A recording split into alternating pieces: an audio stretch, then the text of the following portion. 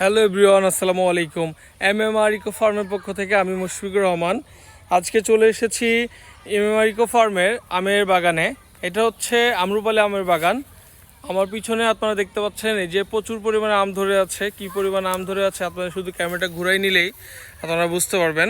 এই যে আপনারা দেখতে পাচ্ছেন আমার সামনে প্রত্যেকটি গাছে প্রচুর পরিমাণে আম আসছে। এবার হাইব্রিড আমটা এই যে দেখতে পাচ্ছেন, আলহামদুলিল্লাহ হাইব্রিড আমটা এবার অনেক ভালো আসছে, কিন্তু আমাদের দেশি আম এবার তুলনামূলকভাবে অনেক কম ফলন হয়েছে। কিন্তু এটা কতটুকু টিকবে হাইব্রিড আম বলা যাচ্ছে না, আমাদের ওয়েদারের উপর ডিপেন্ড করে আম কতটুকু দাঁড়াবে, এবছর কী পরিমাণ ঝড় হবে সেটাও বলা যাচ্ছে না, সবে আল্লাহ তাআলার ইচ্ছা।